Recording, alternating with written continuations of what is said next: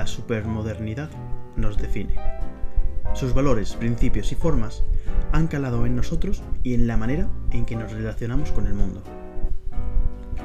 Mientras que en la modernidad se integraban los ritmos y lugares como telón de fondo, como historia compartida y que contextualizaba nuestra identidad, la supermodernidad no lo hace.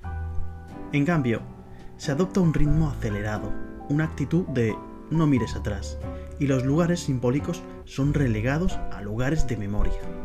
Convierte lo antiguo en espectáculo, en exótico, así como cualquier particularidad local.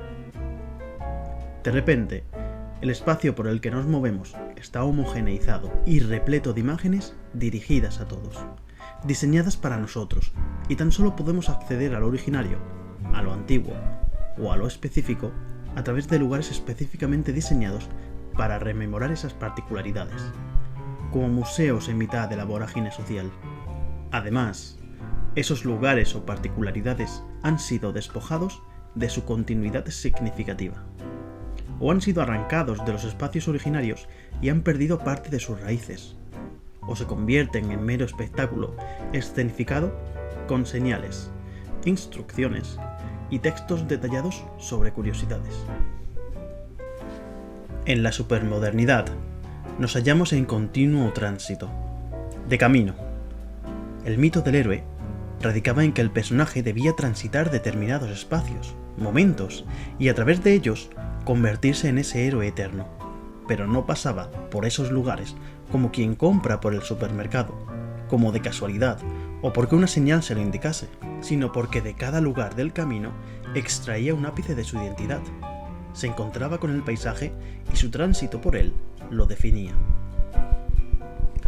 En la supermodernidad, el tránsito es constante, pero los lugares en los que nos detenemos ya no nos aportan identidad. No nos permiten interactuar con otras personas de manera significativa, sino solo a través del consumo y con identidades preordenadas. Consumidor, cliente, pasajero. Hemos adoptado un modo de vida de lo efímero, donde ninguna interacción dura más allá de su utilidad efectiva. Usamos y tiramos.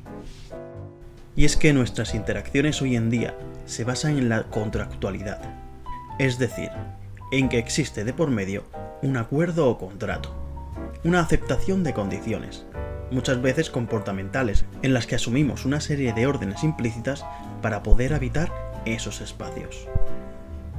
Las interacciones también tratan de satisfacer un individualismo al que no le importa la colectividad o el planeta, basado en fenómenos fan, en satisfacer deseos fabricados por empresas de marketing o en perpetuar una cultura del carpe diem en la que prevalece repetir patrones estéticos, viajeros o conductuales que irónicamente no definen nuestra identidad, sino que la homogenizan. Así, al hacer ese viaje a Tailandia, a la Ribera Maya, que tanto se han esforzado por vendernos y que tan bien han señalizado y ordenado para nosotros, repetitivo y poco original, en vez de adentrarnos en el misterio tras cada persona, tras cada lugar, tan solo recorremos un lugar 1000 veces conocido, en un espacio plagado por marcas archiconocidas que no aportan al supuesto exotismo que nos vendían, sino que nos da una cierta sensación de familiaridad, de tal forma que no somos nunca extranjeros en ningún sitio, porque el espacio se ha regularizado, a través del consumo, para que nos sintamos como en casa allá donde vayamos. El paisaje, la historia o la cultura, sea nuestra o ajena, no nos baña y nos cambia, no nos afecta y aporta al proceso de identificación. En cambio, tratamos de llevar nuestras prácticas consumistas allá donde vamos, a veces en forma de cadenas de hoteles, supermercados o prácticas conductuales, como la mendicidad a los turistas, por ejemplo, en lugares en los que esas prácticas no existían antes del propio turismo. Eso nos lleva al kit de este vídeo, los llamados no lugares. Un no lugar es un espacio vaciado de interacción, identidad o historicidad, aislado, donde ya no existen las contraseñas y símbolos que comparten sus habitantes, sus hablantes, en cierta complicidad privada. En cambio, el no lugar está plagado de textos e imágenes, en muchas ocasiones instrucciones de uso, que nos hacen movernos en la sintonía general. obedientes y sumisos. No hay siquiera opción a sentirse desorientado al entrar en un no lugar. En el otro lado, el lugar es aquel que nos habla del paso del tiempo, que define de alguna manera nuestra identidad cultural y comunitaria, que nos habla del pasado, de la historia compartida y a través del cual no solo transitamos, sino que podemos permanecer, aguardar, observar y sentir. Suelo decir que el no lugar es fácil de identificar. Es casi todo aquel lugar por el que pasas con auriculares, ya sea escuchando algo totalmente ajeno al espacio, música o podcast, por ejemplo, como guías diseñadas específicamente para ese lugar, que lo vacían al señalarte específicamente dónde mirar y te evitan el mal trago de perdértelo si no estás atento. Los lugares se convierten en no lugares al ser listados, clasificados, al ser sometidos a jaulas de cristal, como lugares de memoria, separados del resto de la sociedad, como si constituyesen artilugios extraterrestres que poco tienen que ver con nosotros. No es de extrañar que en las últimas décadas surjan tantas teorías que relacionen la construcción de las pirámides con alienígenas. Las pirámides ya no constituyen el legado de los egipcios, sino extraños edificios, pero bien señalizados y presentes en todas las guías de viaje que nos parecen imposibles, al desconocer la historia de quienes los construyeron. Si algo define también a los no lugares, es que permiten la evasión, la desidentificación. Transitas por ellos, por un supermercado, un aeropuerto, incluso en los propios medios de transporte, público o privado, y al ser suspendido en el tiempo, quedas relevado de ser quien eres. Al menos hasta que llegues o cumplas el objetivo que buscabas al entrar allí. Solo cumples una función, la de consumidor, la de cliente o viajero. Al entrar en estos espacios, ningún individuo es distinto a otro. A todos se les arrebata su historia, al menos hasta que pague y salga por la puerta. Es por eso que nuestra casa, nuestro hogar, suele ser un lugar, porque de alguna manera siempre atiende a quienes somos, a cómo somos, y da un sentido de continuidad o historicidad. Y es por eso también, por lo que los no lugares apelan a la individualidad. La persona que entra al aeropuerto, además de liberarse de sus condicionantes diarios, asiste al duty free y no tiene ninguna intención de relacionarse más que con el propio producto. Así, el duty free, sin importar de qué país se trata, presenta unas similitudes que hacen sentir a la persona como en casa.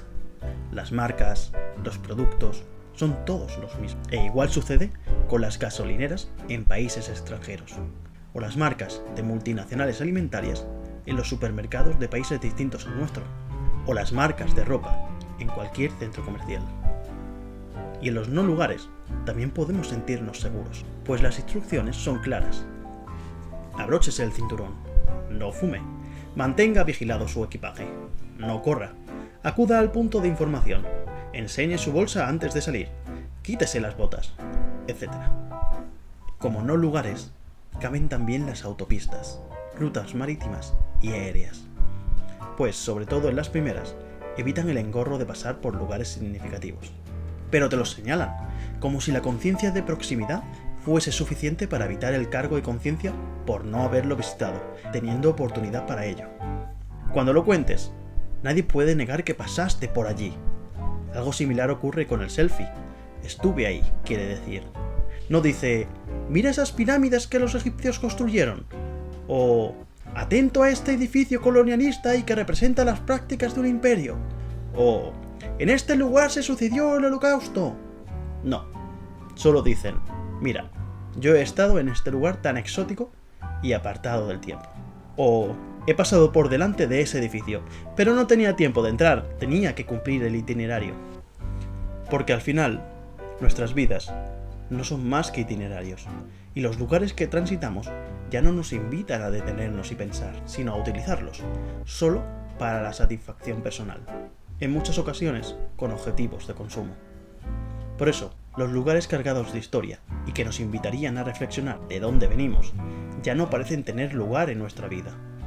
Solo aquellos que responden a nuestras necesidades y deseos más apremiantes, aunque no los más prioritarios, sobre todo si consideramos que esas necesidades y deseos son constructos de consumo y no valores humanos.